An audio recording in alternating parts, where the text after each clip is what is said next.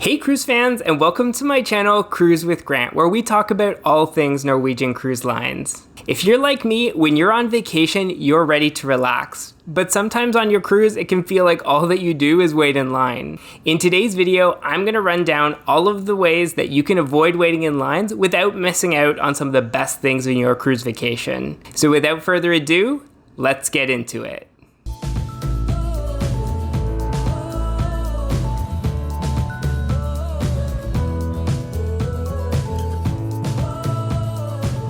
If you've taken a cruise before, you probably know that unfortunately on Embarkation Day, some of the biggest and longest lines are waiting for you at the pier.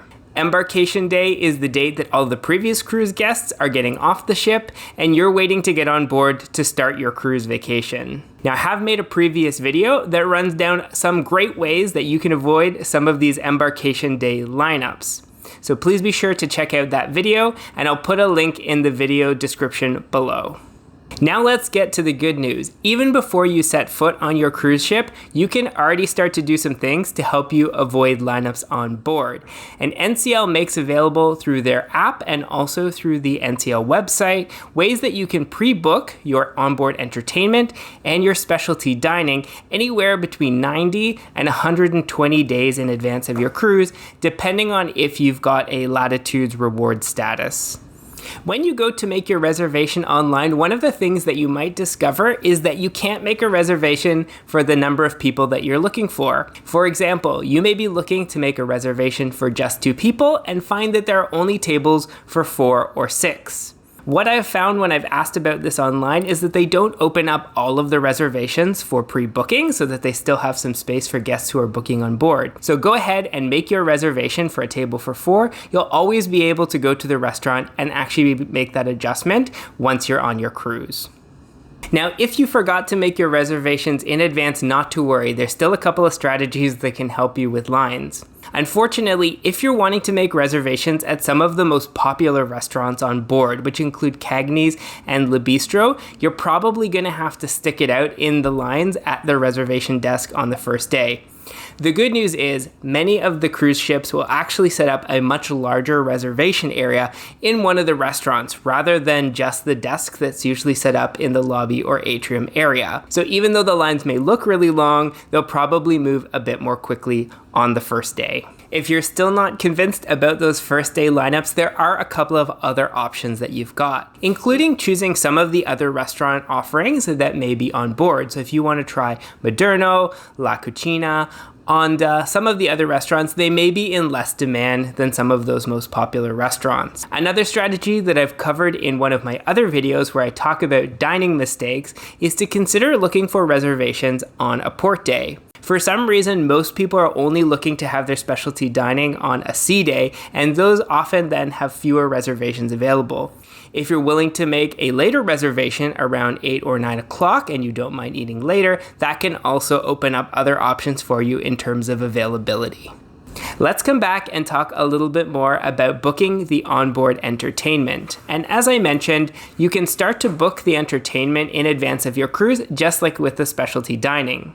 On my previous cruises, one of the things that I've noticed is not all of the shows are available for pre-booking. Usually you're restricted to booking some of the big shows that are going to show up in the main theater. Things like the musicals, so Choir of Man and Six, and also some of the stage shows like Burn the Floor. There is some good news if you're going to be cruising on some of NCL's larger ships, so the Breakaway, Breakaway Plus, and Prima class ships. Once you're on board, you'll find on your televisions and also through the NCL app that you'll be able to make reservations for many of the other onboard entertainments. In particular, I'd suggest doing this for all of the comedy shows that are going to be happening throughout your cruise. On the last 3 cruises that I've been on where there's been a comedy club, the shows have been completely booked out. And so you'll want to make sure that you're booking these early as possible to make sure that you don't miss your spot. Now, if you're worried about losing track of all of the reservations that you've made. Once you're on board, you can look at your NCL app, and if you go to the itinerary, you'll be able to see not only any shore excursions that you've booked, but also your dining reservations and where you've made reservations for onboard entertainment, so you won't lose track of anything. Now for some bad news about lineups as it relates to entertainment. On some of Norwegian's larger ships, like the Breakaway and Breakaway Plus class ships, they'll have some specialty entertainment venues like Sid Norman's Poorhouse and also the Cavern Club. These venues offer amazing shows. On my last cruise on the Breakaway, I had a chance to see the Rumors show, the tribute to Fleetwood Mac, and it was absolutely amazing.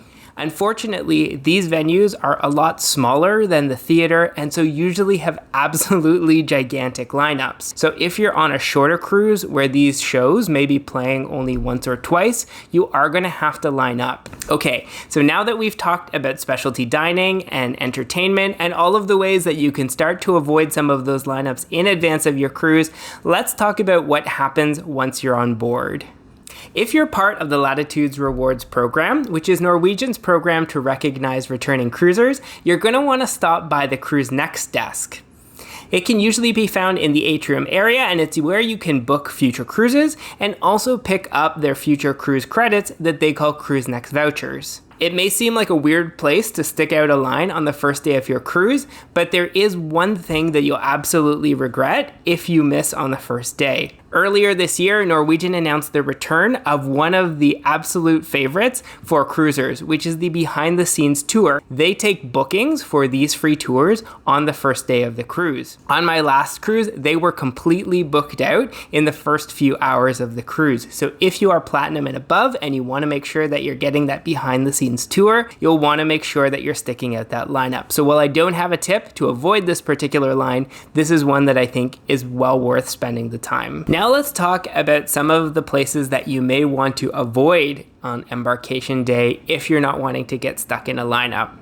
And I know that you may be hungry and wanting to enjoy all that your cruise has to offer, but usually within the first couple of hours of boarding, you're going to find that the buffet, the main dining rooms, if they're open, and also some of the casual restaurants like Oceans and The Local are going to be absolutely overrun. As your cruise continues, you'll find this is a bit of a consistent theme on the port days when the ship is also leaving the port. So if you can avoid these peak times on embarkation day, but also on port days by eating a little bit earlier or waiting a little bit longer, you'll find it's an easy way to avoid some of those lineups. If you're absolutely starving and you just can't wait to eat something, then NCL does have a pretty good buzzer system on board. So as long as one person from your group can go up to the host or hostess and get one of those buzzers, you can go and find a comfortable place to have a drink or sit down, and you'll get a buzz, and the buzzer will also light up when your table is ready for you. Scattered around the ship, Norwegian also has a number of display boards that will tell you whether the restaurants are full or whether there's space available. So that can also be a way to look at where you may want to check out and places that you may want to avoid if you're not wanting to get caught in a lineup. Just a pro tip about getting seated for dining: even if you've had a buzzer, when it's time for your party to sit down, if you're part of a group, they're going to want the entire group to be there. So if you're a group of 6 and there's only 1 or 2 people waiting around for your table, they're not going to seat you. So you might lose your spot if you don't have your whole group ready to be seated when that buzzer goes off. Now, just like the restaurants, the guest services area in the atrium usually is also overrun on the first day of the cruise. Lots of people will be lining up to try and ask questions about how the cruise is working for them, or to resolve any hiccups that may have happened with their room or their luggage, etc. So if there's something that can wait on your end until the second day of the cruise, you'll find the lineups will be a lot shorter. One of the things that I've really appreciated on the last couple of cruises that I've had with Norwegian is that in addition to the people who are actually working at the guest services desk, they've also had an extra float who's standing alongside the line asking people what they're looking for assistance with, and in some cases their issues can be resolved without them waiting in the line to actually get to the desk. Now, just like at the start of your cruise, At Disembarkation, you'll also find that the lines tend to get longer. If you're looking to skip these lines, one of the things that I recommend is consider going later in the evening. So if you're a night owl and you can stay up until 11 or 12, you'll often find that there's almost no lines at that time. So what are your tips for avoiding lines when you're taking a cruise? Please let me know in the comments below. If you found the video helpful, please remember to give it a like and to subscribe to the channel, as it really does help me out. And don't forget to check out other videos that I've made about embarkation and disembarkation to help your day go as smoothly as possible. Thanks so much for watching. I hope to see you in the next video. Have a beautiful day. Bye!